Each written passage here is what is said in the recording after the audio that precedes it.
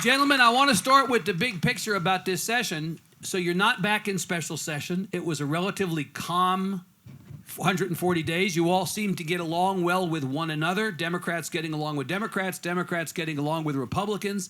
God forbid the House getting along with the Senate, which is something that we don't typically see. And the reviews of your work have been really positive. Everybody says it was a great session. You accomplished so much.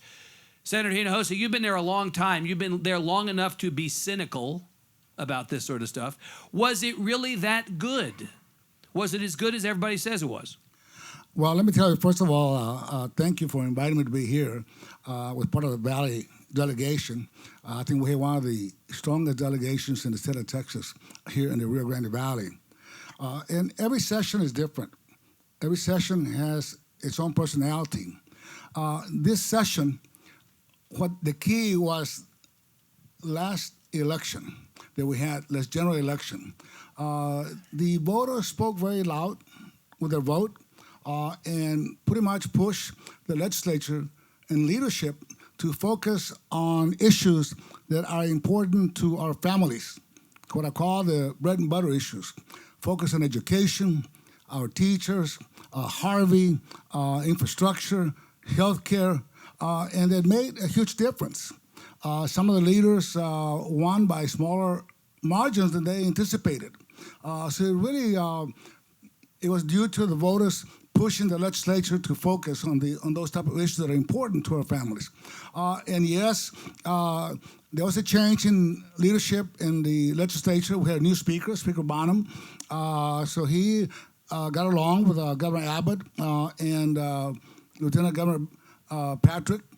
So there was a lot of cooperation, and the leadership also needs to take a lot of credit. Governor Abbott set the pace for the session. So yes, there was a lot of kumbaya. And there was a lot of cooperation, coordination, and there was general consensus among both senators and representatives what the priority issues were and what we needed to address. And also we had money. Well, it helps always when you have money. Money's not the only thing, but it's better when there's money, right? And you can spend enough. We'll come back to how much you spent in a second. Representative Guerra, I like where Senator Hinojosa went with this. Elections have consequences. It's the oldest chestnut in the world. It's a cliche because it's true. When elections are more competitive, people tend to stay a little bit closer to the center. They do all business. That really is what happened this session, right? Well, I think that's very true to a great degree throughout the state of Texas. We saw some very competitive races in areas that we haven't seen in quite some time. Right. But let me go back to Senator Hinojosa's last comment was money. When there's money in the household, people get along much better. When there's money in the state, the legislature gets along much better with each other. And we're able to do some things that Texans really wanted. Yeah, but the priorities, Representative Guerra, the priorities of the state, as Senator Hinojosa says, they start at the top. They're articulated by leadership. And at the very beginning of the session, the new speaker, your new boss, Dennis Bonnen, of course, they're your boss, but the boss in the House, Lieutenant Governor and Governor agreed, we're going to do public education, we're going to do property taxes. We're not going to do stuff that's going to distract us from the main tasks at hand. That matters, right? Unbelievably, it mattered, and Speaker Bonnen did an excellent job in making sure that he worked with the governor and the lieutenant governor. Right. And I'm proud of all three of them, and I'm proud of the House of Representatives for what we were able to accomplish. And we actually, instead of fighting so much, we were looking for solutions for Texans. Right.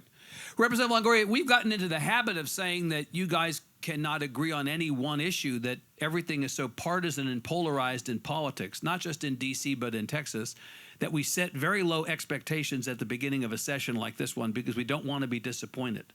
The fact is you were on the same page, not on everything, but on a lot of things. At the end of the day, the House and the Senate agreed much more than, I've been at the Capitol for 14 sessions. I've never seen this much agreement between the House and the Senate and Democrats and Republicans. Agree? I would agree. I think what we overlook is, we have a new speaker, Speaker Bonnen, and he's been in the House for a long time. He's been in the House for more than half of his life. So he has a lot of institutional knowledge, and I think he understands that we only have a short amount of time to get what we need to get accomplished. And I think the best litmus test for any session is, did we leave the state in a better position than when we started? And I think they understood in the big three, and I think especially coming from Speaker Bonin, knew that we needed to accomplish major goals, one being some type of property tax reform, school finance, and of course we have to pass a budget. So I think the objective was to accomplish those big, broad issues that kind of affect all Texans, and we really tried not getting into any details or getting bogged down in the weeds with Democrat versus Republican issues. I think it was more of what's going to be in the best interest of the entire state of Texas. But you know, Representative Longoria, you've only been there for a few terms, but you've been there long enough to know that at the beginning of every session, what the legislature says is, this is the one we're going to fix public education. And you all have been talking about fixing public education for a long time. I interviewed former Speaker Craddock earlier this session. He has been in the House now for 51 years, the longest-serving member of the legislature. I asked him when he was elected. He was elected in 1968 along with Richard Nixon. Got into the legislature in January of 1969, and I said, Mr. Speaker, when you got in there in January of 69, what were you talking about? He said, school finance. This issue has been around forever, but this time, and without the courts forcing you to do it, you dealt with it. So I'm wondering, what was the difference maker? Because this is not the first time you've said you were going to fix public ed. You know, I think that it's something that had been addressed since the prior session. I think Speaker Strauss understood it was a top priority. Chairman Huberty's been working on it for several years. Right, you all tried last time and just came up short. We did, but like anything good and changing, it's going to take some time. So, I mean, it's very hard for us to completely change the formula and change the mindset in 6 months. So it's something that takes several months, if not years. So I think we've been working on this. You know, you can go back to the Jimmy Don Aycock years. I mean, this has been something that has been worked on for several sessions, and I just think at this point in time, we've benefited from the fruit. Yeah. Senator Hinojosa, let me ask you, as Vice Chair of Finance, you are as intimately acquainted with the budget as well as anybody. This is $11.6 billion swing at the ball in this biennium, a combination of investment in public education and the buying down of property taxes. That is more money than I think anybody at the beginning of the session thought you would be willing or able to spend. So why is this the right number? Maybe I should ask you, is this the right number? Would you have preferred it be a different number? Well, first of all, dealing with public education financing, we've been trying to reform the system for years. Right. But we've always taken a Band-Aid approach. It's a very complicated, complex financing structure that even the Texas Supreme Court, even though they didn't declare it unconstitutional, quite frankly, said it was dysfunctional. And for us, it just happened that the voters were pushing hard for public education finance because property taxes kept going up. The biggest hit of property taxes comes not from cities and counties. It comes from your school tax, property tax bill that you get. And the reason for that is that the state throughout the years has continued to decrease its share of funding for public education and increasing the local public share through property increase of the appraisal value of property. And quite frankly, the timing was just right. Everything fell in place. We had plenty of money. We had one of the lowest unemployment rates in the state of Texas. Oil and gas was a very high price. Right. So we, in addition to that, we had quite a bit of money in our rainy day fund that we used. To get the full picture, you need to look at the whole budget because we did $247 billion. Capital B, billion on House Bill 1. We did another $10 billion on the supplemental bill, Senate Bill 500. You combine that, you're at about $160 billion. The first $250 billion expenditure in 2 years in the history of Texas, right? Correct. Yeah. And even with the rainy day fund, even with taking out about $6 billion, we still have about $9 billion plus balance. Right. So we had to do it now. We had to address public education, reform the system. It was not sustainable, but also more important, it was really pushing property taxes beyond a level that could be afforded by local property taxpayers. Right, and Representative Guerra, so people understand how this works. It's a seesaw, right? State share goes down, property taxes and appraisals go up on the other side. In order to get the state's share up, you have to push this side of the seesaw down. So it wasn't like you could have invested all this money in public education without actually addressing the property tax question. Well, that's absolutely correct. And again, and I have to commend our teachers, our teacher organizations, the families out there who were being affected, who saw what was going on in their school districts, Right. and insisted, you all had better do something about this. And we did. We heard that loud and clear, and I have to really thank, I really do, the teachers and the parents for stressing the need to put the money back and put the money in public education. The fact is that people think that these decisions are made top down. The reality is that decisions are often made bottom up, right? That's Parents right. and others march up Congress Avenue with pitchforks and torches on the Capitol. And you all hear that, don't you? Can I add?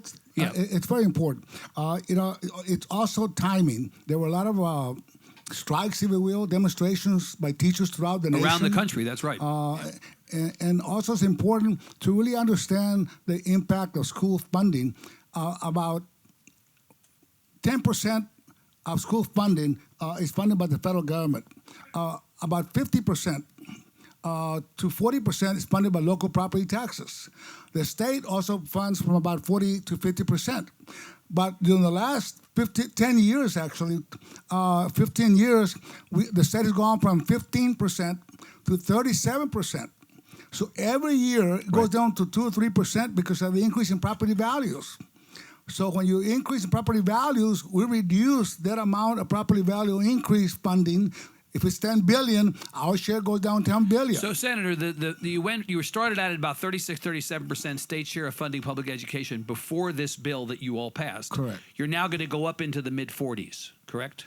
45, 46%. Right. Keep it in mind, if we continued under the present statute and formulas, in about 6-8 years, our share of the state would be somewhere in the 18%. Yeah, below 20%, right. Representative Longoria, so two of the big, I mean, a lot of things in this education bill, but two of the big things that will affect people in this room, people in this community. One is an increase in the pay of teachers.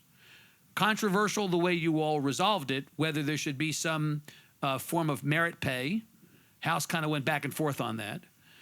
But also raising the base pay of teachers, and not just teachers, but also some non-instructional staff as well, right? That's part one. Let's do that, and then we'll do part two. I think that's very important. We have counselors, we have nurses, we have librarians. It's a lot of folks that are involved in educating a child. So I think that was an important issue that we addressed. But, when this whole discussion came about the teacher pay raises, at one point in time I said, are we going to do a pay raise or are we doing a bonus? There was the Senate wanted I think initially maybe 10,000, ultimately 5,000. And clearly our teachers are overworked and underpaid. But is it going to be sustainable? I think that was the most important thing. Right. Ultimately, I think the median that was reached was some type of merit-based. Statutorily, we increased the teacher pay, which is super important. I think that was very important for the teacher groups. But when I would meet with them, I said, look, I understand that you guys want to get more. But the issue is, what is going to be the justification or what is going to be the end result if we give you guys more now and then we go back into session, whoever's there, 2 years from now saying, unfortunately, we don't have those funds, so we're going to have to cut. And I think that was important. So you have to balance out everything. I think ultimately doing a portion of it, merit-based for teachers that perform, for teachers that want to go into, districts that haven't been served and are going to go far and exceed, what other teachers have been doing. I think they should be rewarded. And at the same time, you want to make sure that the profession has some dignity and that folks can provide for their families and continue to contribute. Well, it's consistent with what has been a narrative through line in the last number of sessions, which is we want to fund outcomes, not inputs. Outputs, not inputs, right? Outcomes-based funding. Schools that are performing better, teachers that are performing better, we should actually be looking to reward those folks and incentivize their performance. Nothing wrong with that, right? Of course. And we have superstar teachers, and they should be paid like superstars. Right. Senator, initially what Representative Longoria is saying is correct. Initially, the Senate's swing at this ball was we're going to give every single teacher a $5,000 pay increase. Some of us outside the Capitol wondered why that was a good idea. Giving good teachers $5,000 we got, but giving bad teachers $5,000 we didn't understand. What did we not understand about that? Well, we understood it. You tell me. Well, because Obviously the House and the Senate had two different positions. For us, we were trying to focus on teacher pay raises and wanted a $5,000 pay raise to all teachers across the board. But like anything else in the legislature, that is just a start. You negotiate from there. Right. And then the House wanted, I think, $1,800 pay raise for teachers, but also wanted to include bus drivers, cafeteria workers, and other that were not teachers, but were obviously within the teaching system. Right. We ended up including nurses, librarians, and this is what it is. I just want to clarify an issue. The merit pay is not tied to standardized test results. Correct. Not those outcomes. Number two, we ended up compromising at $2 billion pay raise across the board. Out of $2 billion, we emphasize teachers who've been teaching for 6 years or more. It's going to be on the average about $4,000 pay raise. But we also have pay raises there for counselors, librarians, and then we set aside 25% of the $2 billion to be able to allow administrators to give pay raises to school buses and cafeteria workers and teachers' aides. So it's a process in itself. Right.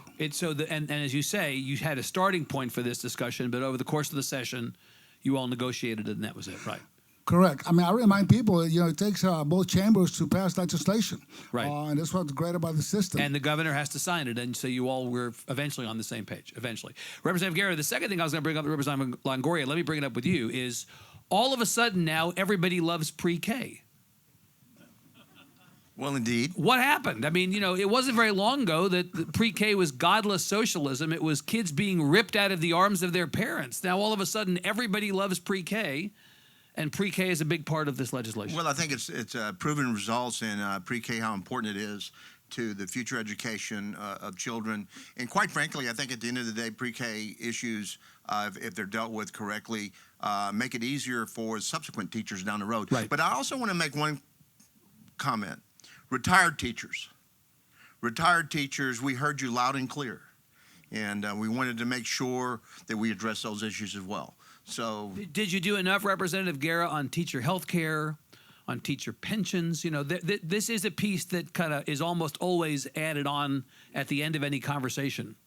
Did you do enough for the retired teachers of the state? I don't think we ever do enough, but we do what we can within Right. the confines of dealing with both chambers, dealing with all the personalities and issues throughout the city. We really went a long way in making sure we address a lot of those issues. Representative.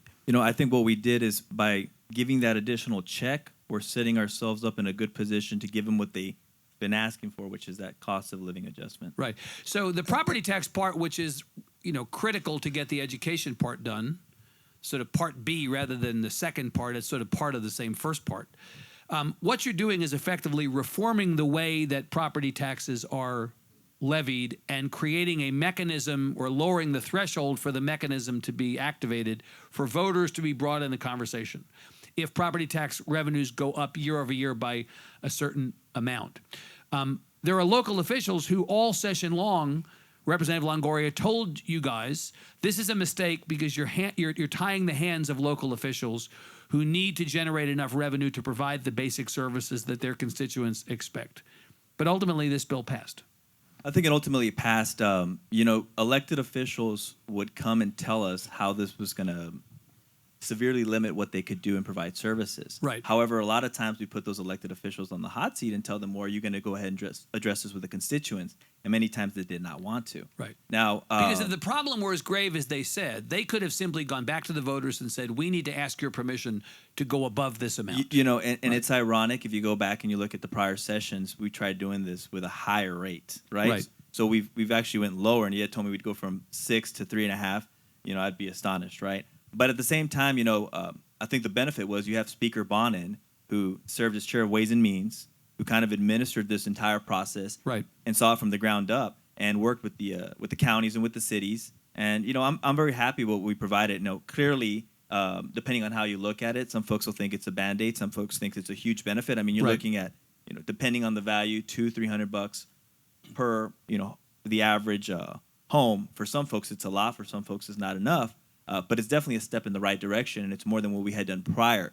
However, I think ultimately it's a good step, and if for some reason or not, it's not the right direction that we're going to be heading, we can always go back come back in and fix it. Senator Hinojosa, this is always the question. People remember the 2006 tax swap and how we were all promised at that time that property taxes were going to go down and we were really going to feel it.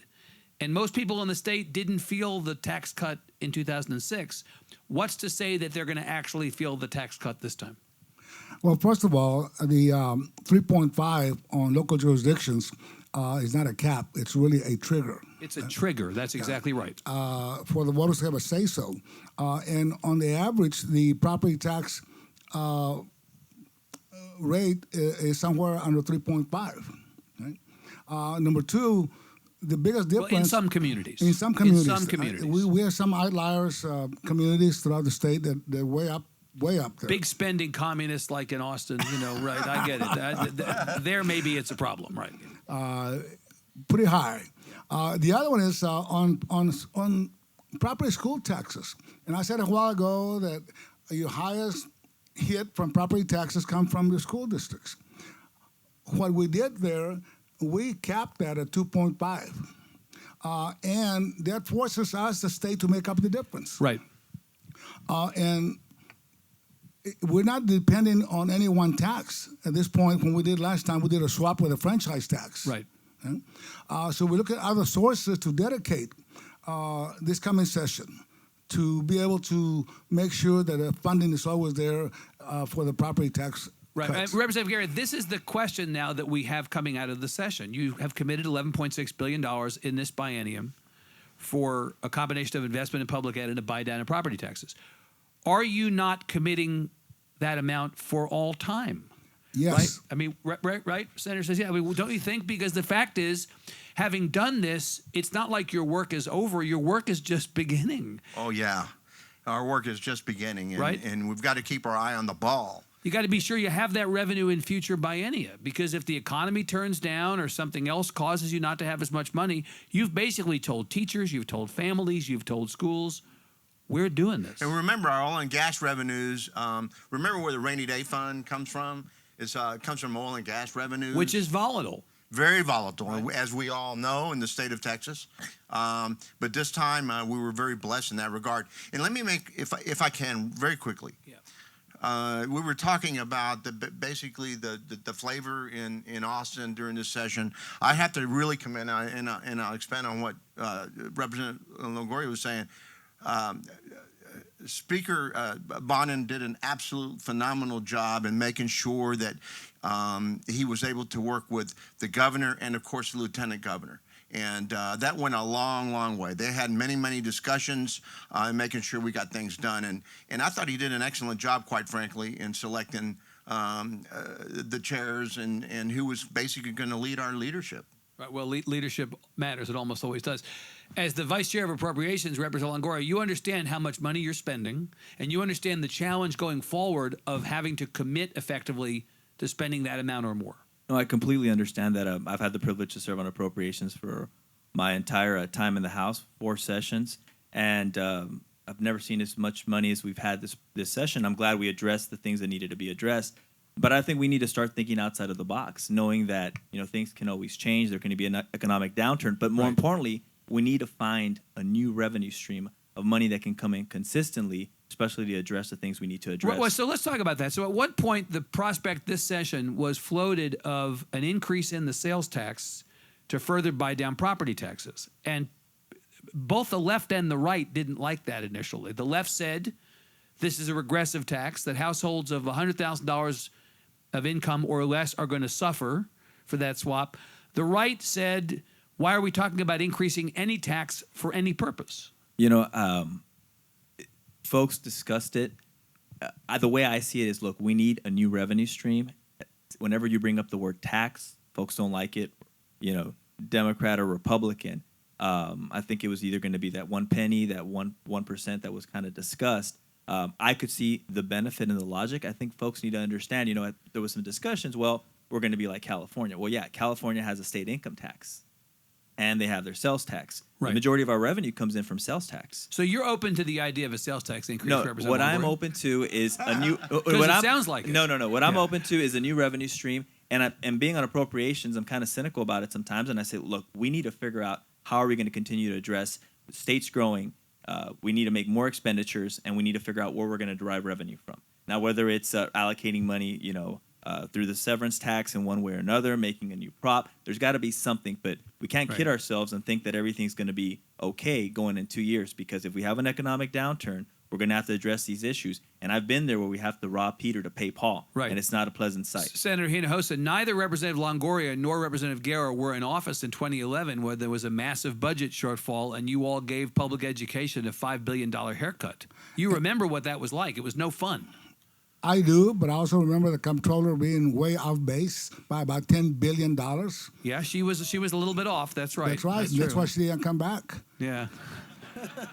Well, she got a job in the Trump administration. She seems happy. Yeah. She does seem happy. But, I was on the revenue working group, how to raise revenue. Right. You cannot take sales tax off the table to be able to raise the funds that we need. That was the point of view of the working group or your point of view, Senator? The working group. And my point of view, too. You agree? But here's what was being considered and proposed. It wasn't a 1 cent sales tax increase. It was a quarter of a penny sales tax increase.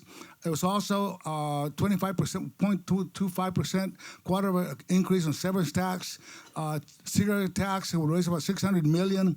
We also had the new tax on the internet, Amazon merchandise. Right. It's about another $400 million. So we have the resources to deal with it. We just ran out of time. You're going to come back in the interim and you're going to pick back up this conversation, aren't you? Correct. So we are not blind that we have made a commitment to education, to the public, to keep property taxes down, and we're going to work on it. And sometimes we have to make decisions that are difficult.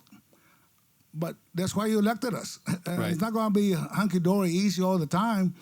So we'll make Right. the proper decisions to keep our commitment and promise to keep property taxes low and fund public education, including the teacher pay raises and our retired teachers. Representative Guerra, I've heard for so many sessions in a row, new sources of revenue are like four-letter words that we don't say, right?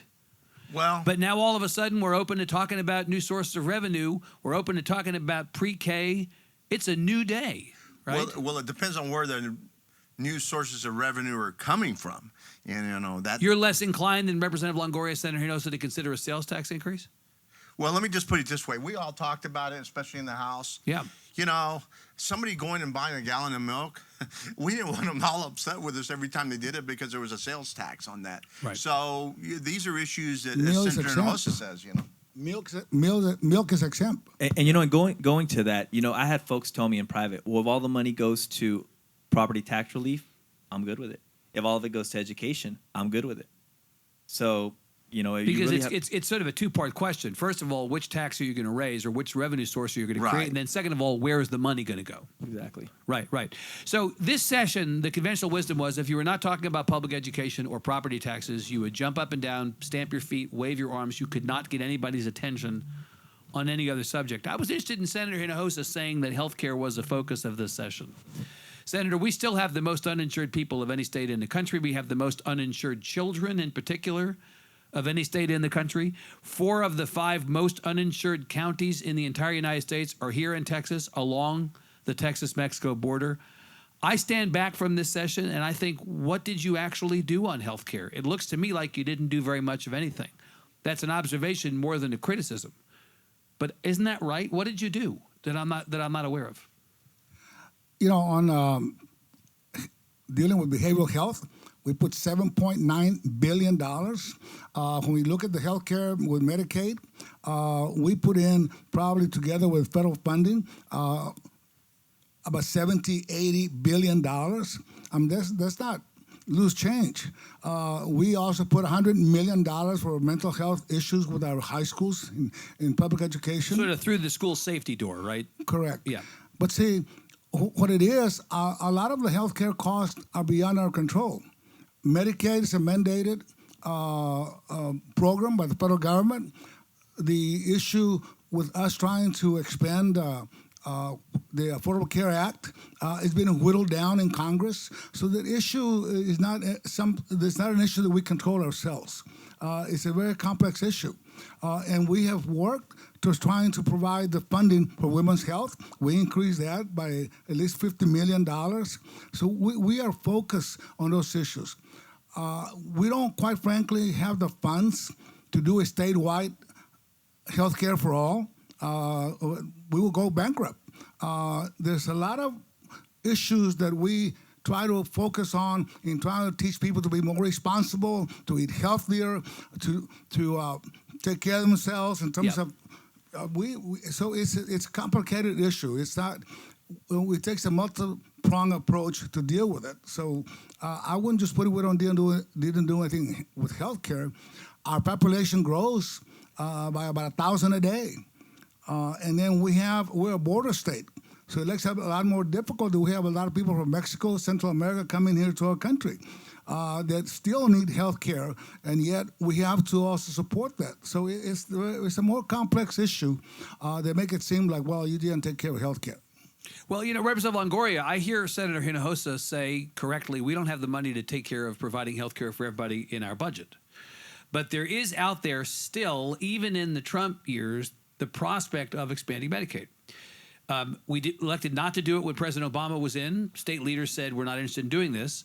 What's happened in the last couple of years, and particularly in the last election, is that the voters in conservative states, some states as conservative as Texas, have had that issue on the ballot and have said, actually, we do think we should take more of the federal government's money and expand Medicaid. To Senator Hinojosa's point, that way Texas would not be on the hook completely for the cost of providing more health care. What do you think about that? I think as a voter, whenever you send money to the federal government, you want that money to come back. And if you're leaving money on the table, that's your money. It's going to other states. Well, the fact is we're funding health care in other states, right, by not taking exactly. that money. And, one thing I did see in appropriations this session is we actually had a better federal match. So we actually had more money than we've had.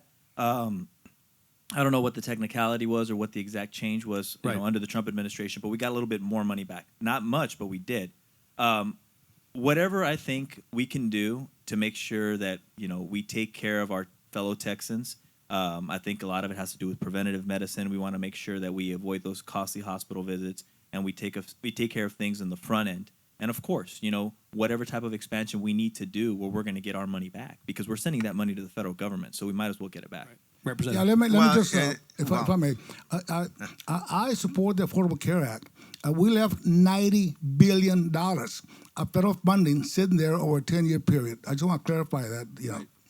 And you would be willing to listen to the voters. If the voters are going to be brought into a conversation about property taxes, should they be brought in on the ballot to a conversation about funding health care? What do you think? Well, obviously, I support it. You would? Yeah. And let me take my first session. I was very blessed with the fact that I was able to pass the first 1115 waiver bill in the Texas Legislature. Then, of course, I went over to the Senate, and Senator Hinojosa helped me with that bill over there. But what was so significant about that was taking the indigent care dollars that we're spending and leveraging that with the federal government, okay, and bringing that money back over here twice as much. And quite frankly, that was huge. And I will tell you that first bill was for Cameron County, Hidalgo County, and Webb County. And I think Manny's here, Manny Vella's here, and it was a tremendous help for the hospital in Harlingen, tremendous help for the hospitals here, tremendous help and able to leverage in that money. What's interesting about that, my next session, I had Republicans from rural counties come to me and say, hey, how did you do this? Let's work on this. Can you help me with this bill? And because they saw the propriety in it. And so I think that issue is beginning to evolve in the legislature. Well, the crisis is not limited to one part of the state or another. Texas has had more rural hospitals close over the last 10 years than any other state. And so this access to care problem is a legitimate problem one end of the state. Indeed. To another. So every session is the story of things done, but it's also the story of things not done. Each of you tell me an issue that you all did not spend enough time dealing with that you wish you had been able to focus on or done something on this last session. Representative Longoria. I guess criminal justice reform. I think we need to kind of take a good look at that. Sure seems like there was an active conversation on that subject, right? I think there's an active conversation. Speaker Pro Tem Moody took the lead on a lot of things. Yep. It's not so much about the decriminalization of marijuana, but it's actually finding out where we're getting our best bang for our buck. A lot of these folks, get criminal convictions that affect them in a negative light for the rest of their lives. A lot of times, the taxpayer bears those costs to have those folks incarcerated. So I think you kind of have to look at the whole gamut. Yeah. At the same time, we need to look at our prisons. We're constantly doing deferred maintenance on our prison facilities. Many of them are upwards of 100 years old. So we need to understand, what are we going to do? What's going to be the long-term goals for TDCJ, and goes Yeah. through the juvenile justice system as well. So those are things we really need to look at. And criminal justice reform is one of those things that is a naturally bipartisan issue. Republicans and Democrats in agreement. Senator, what did you not do that you wish you had done this session? Well, I think addressing many of the needs of our state employees. We forget that our state employees open the doors in the morning, close the doors at night, and they're really, in terms of pay compared to the private sector, is extremely low. So we lose a lot of very qualified state employees to the private market, and including in our prison system. Our guards are getting paid $27,000, $30,000. To guard some of the most dangerous prisoners that we have in our state. And yet, we cannot, every prison pretty much is understaffed, creating a very dangerous situation. So those, to me, dealing with state employees, which really provide the operation of our state. But that seems, Senator, to me, that seems like something that everybody at the Capitol would understand immediately, since they interact with state employees on a regular basis. Is it that state employees don't have a good enough lobby on their behalf advocating? It seems to me that would be fundamentally, you would just do that, right? It wouldn't cost that much. No, what it is, many times when you have an issue that gets all the attention, the focus, and the resources in a very short period of time, 5 months, 140 days, we focus on trying to resolve on that particular issue. And quite frankly, this session, we had our hands full just trying to come up and trying to reform the public school finance system. So maybe next time. Well, yes. Maybe next time. Well, keep in mind Yeah. how late in the session those key bills, Senate Bill 2, House Bill 1, and the public school finance, House Bill 3, passed. Late May, right? Pretty late in the 140. Correct. And Right. there's a lot of negotiations, give and take. Well, a lot of us waited to make vacation plans this summer until we figured out whether you were going to get the work done, right? Yeah.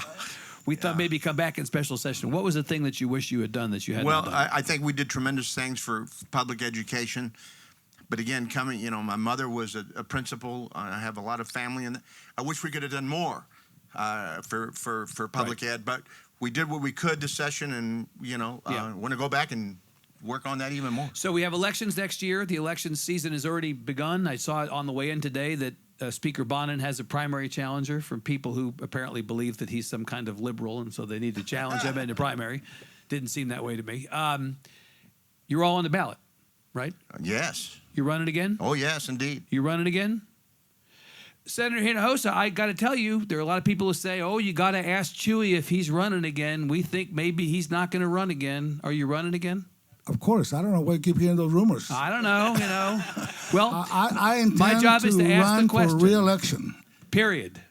Period. Full paragraph. No Same ifs or here. buts. Great. Same here. Well, the Democrats are 9 seats net away from taking back control of the House. Representative Longoria, Representative Guerra, you have to pick up 9 net. You may lose a couple of Democrats, but you have some opportunities in the House. Do you think you have a legitimate chance to take back control and to take back the speakership next time? I don't know. I guess the voters will decide. And at this point, our speaker is Speaker Dennis Bonin.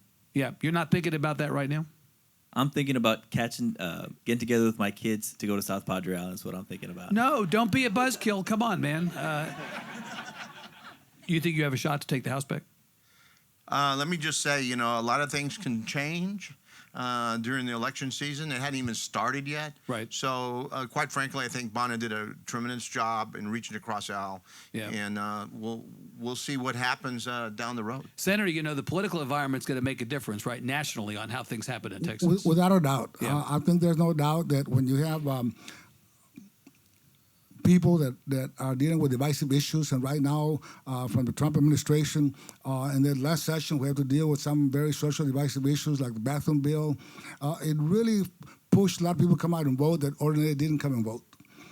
So what happened this session is that you saw the leadership move more right of center. And not deal with some of those social divisive issues in a way to try to slow down what may happen next election. Right. Where there was a very high, from the polls, of the Democrats taking over the Texas House of Representatives. Right. Got to remember that there were 12 new Democrats got elected to the Texas House. There were 2 new senators, Democrats, got elected to the Texas Senate. And quite frankly, we are not a partisan legislature. There are only very few issues that are partisan, like redistricting. Yeah. By and large, property tax is not a Democrat-Republican issue. Public education is not a Republican-Democrat issue. But at the same time, it's a national politics that really has an impact. But you make a good point. Before the last election, you had to fight over bathrooms, you had to fight over vouchers, you had to fight over sanctuary cities. People were angry, turnout was up.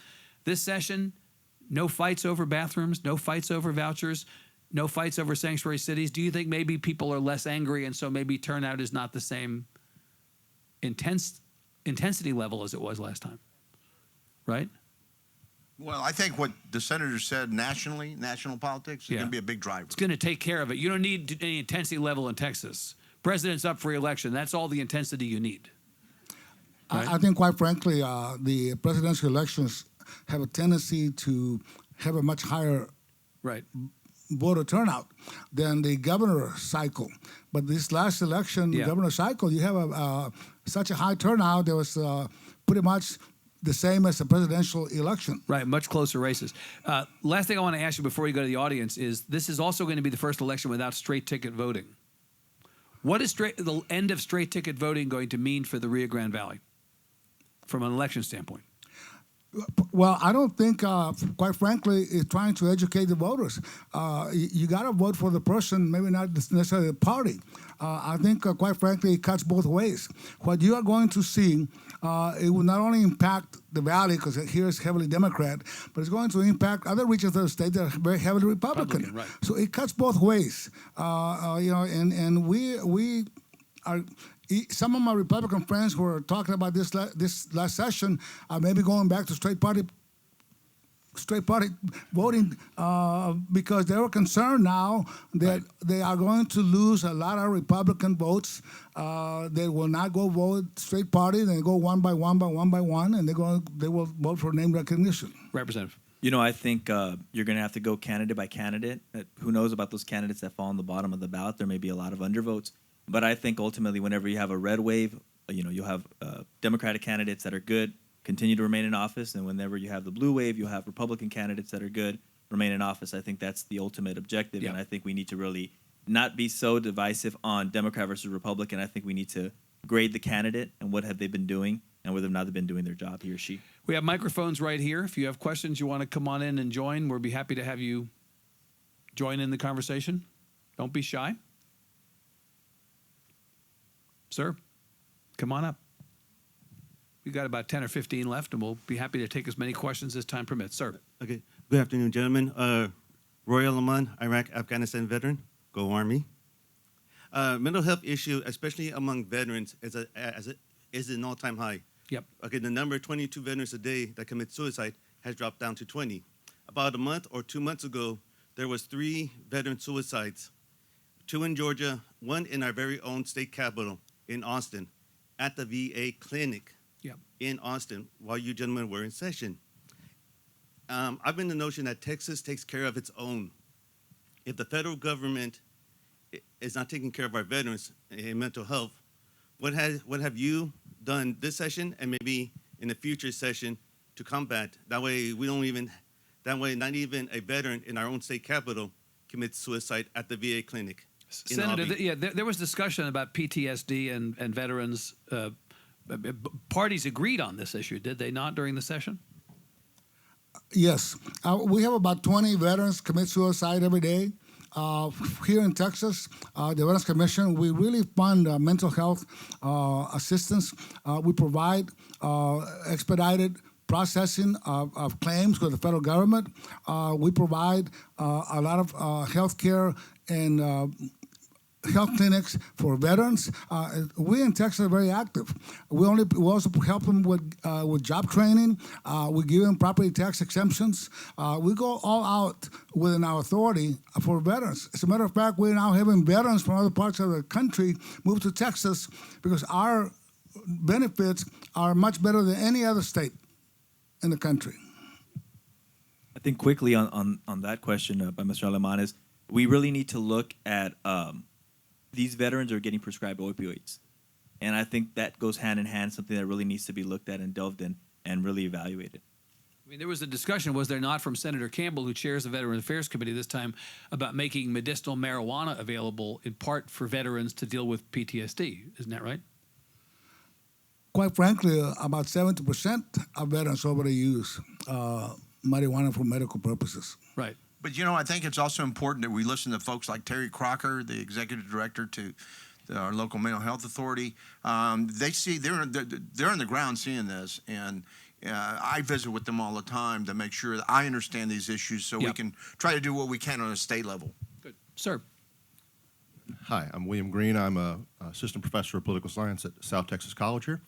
I've heard a lot about a lot of the things that you've been doing, a lot of the bills you've been promoting to spend more money in this area or get more money in that area, revenue streams coming in for this, growing government in these areas to help us and help us and help us.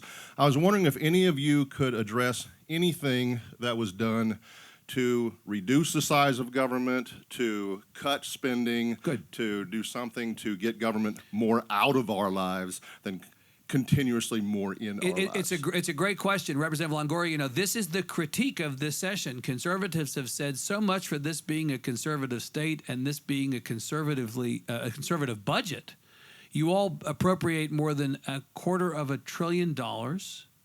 What's work of this legislature is there for conservatives to love? How did you reduce the size of government? I think indirectly through Senate Bill 2, which is the Property Tax Transparency Act. There was issues discussed about limiting government's ability to hire lobbyists. That was brought up during the session. Yeah, but it didn't pass. It did not pass because I guess the body felt that it didn't need to pass. But those discussions were made. I think a lot of things were put on the table. Ultimately, we finished the session. That's the product we came out with. And if stuff continues to trend and the discussions keep coming about, I'm sure we're going to probably look into it. Is there anything you stopped doing this session, Representative Longoria, that you were doing before, to the questioner's point? What did you stop doing? Well, we made it harder for county and cities to increase property taxes. Senator? One of the things, you always hear that question.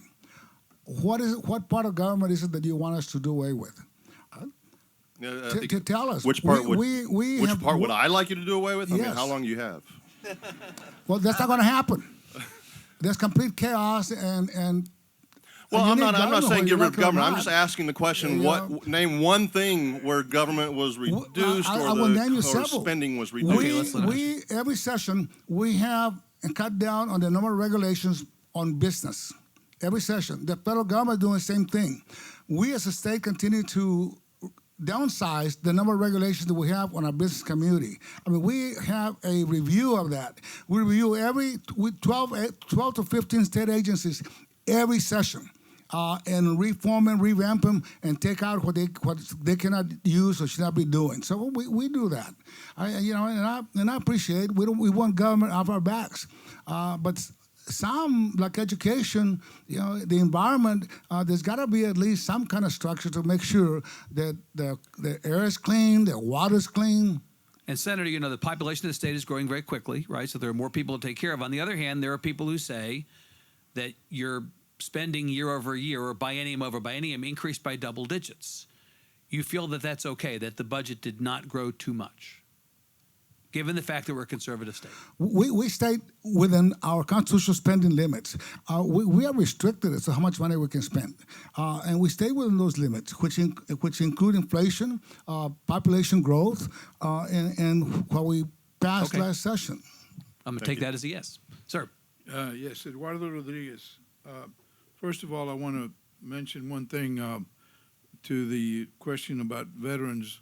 There's the State Bar of Texas has a section called Texas Lawyers for Texas Veterans, and there are lawyers all over the state that are volunteered to help any veterans with Good. regard to any legal issues they may have.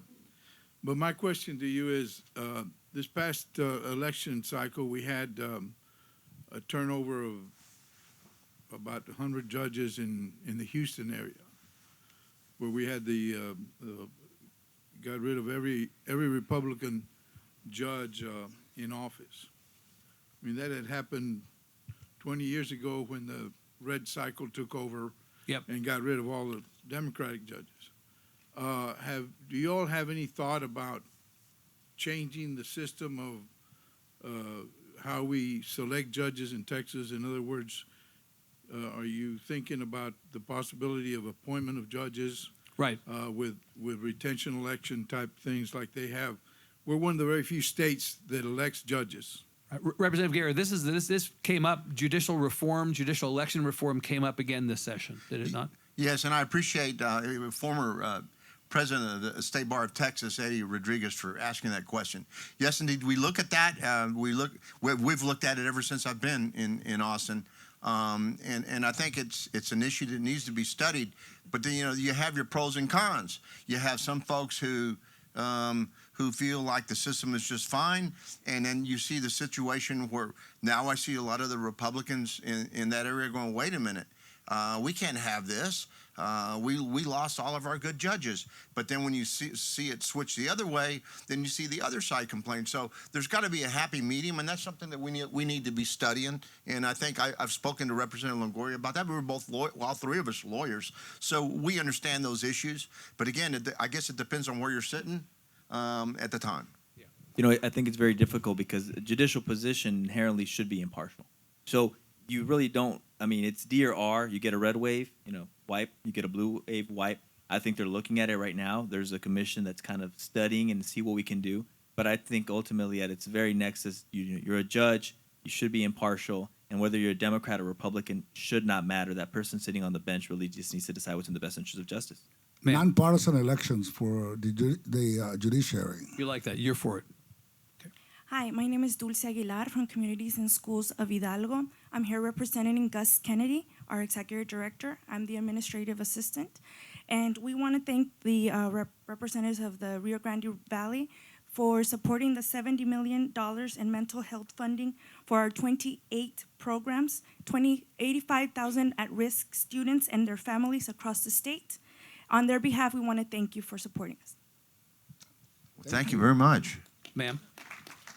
My name is Amanda Elise Salas, and I'm a political organizer and a voter registration activist here in the Rio Grande Valley.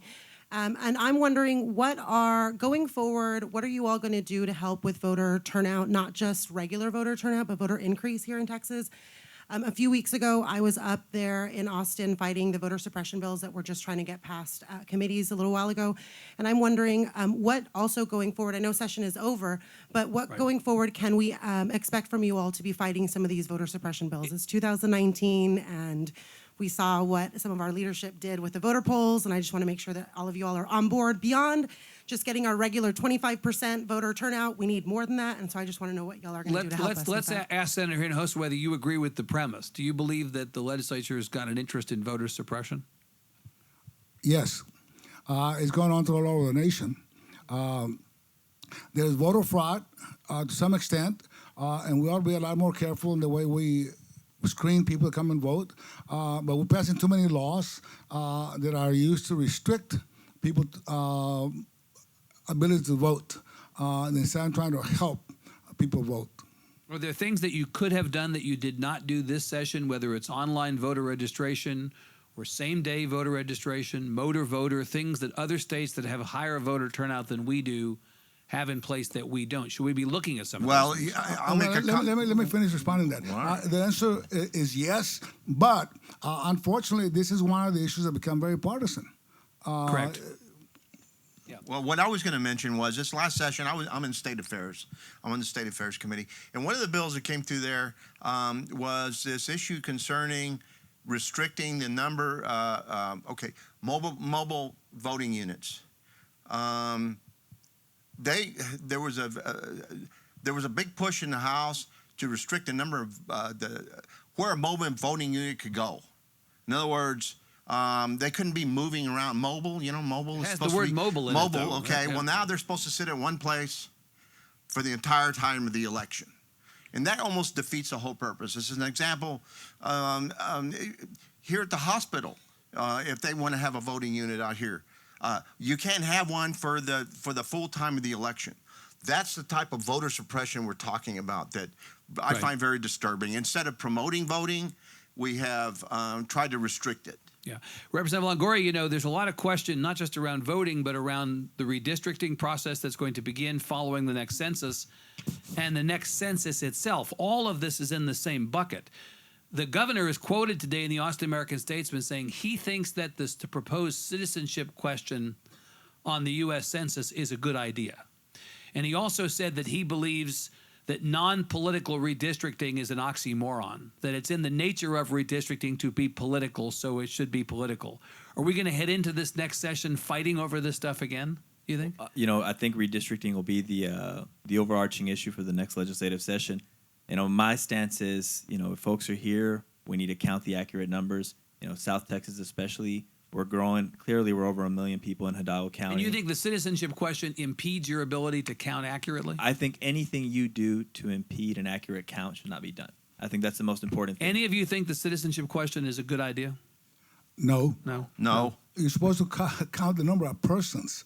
And again, as you look at the different lawsuits that have been filed, they show that the reason for that was to undercount minorities. Right, and heading into apportionment where you might see additional representation. Right? Correct. Not only that, but we'll lose billions of dollars in terms of census count from the federal government. Ma'am. Hi, my name is Deborah Tomai, and I'm the parent of 3 public school kids, so thanks for all you did with public education this year. My youngest son has Down syndrome, and I would love to hear your thoughts about the victories for the people in the disability community and some of the things that we need to work on, particularly Medicaid waiver interest list spots. Well, if I could. Please. This past session, I was successful in passing a bill that will allow, there's going to be an advisory committee made up for children in this situation to see what possible higher education possibilities are going to be available for them. Very proud of that bill, and very proud of what we were trying to do in the House, but we're not finished. And so we're there to support you the best we can. Yeah. Senator Hinojosa, the fact is special ed as a subset of the discussion of education continues to be kind of a hot potato, right? We didn't really address it full on this session. Yes, we have. We're under a federal court order to fund it and not put any caps on it. Well, right, but I mean that's not us addressing it. That's us being forced to address it, right? We have not taken ownership of this what issue. else is new? I mean, usually many times the state of Texas is forced to address certain issues that we neglect. Right. I mean, there's been the history. Sometimes the legislature acts when there's a gun to its head institutionally, right? Right. Yeah. Do you feel good about where we are on this issue? I think we put more money into special education programs, and I think ultimately what the goal is not only to educate your child, K through 12, but provide for them opportunities in secondary education and ultimately make sure that they're going to be a productive member of society. And I think that's kind of been the vision of the folks that have handled this. I know Dr. Mary Gonzalez had been working on this and a lot of other folks. So I think ultimately, maybe not this session we did everything we needed to do, but I think ultimately folks understand that it's a need and we're going to have to address it. And I think the goal is to provide opportunities for those children once they get out of high school. Yeah, we increased the funding, you're right, but we didn't meet up to the level set by the federal court. By the federal court. All right, so it's a little bit after 1. Thank you for your question. It's a little bit after 1. I'm afraid we need to stop right here. I'm sorry if we didn't get to take your question. Please give Representatives Guerra, Longoria, Senator Hinojosa a big hand. Thank you again to DHR for hosting us, and we'll be back in the Valley again soon. Thanks so much.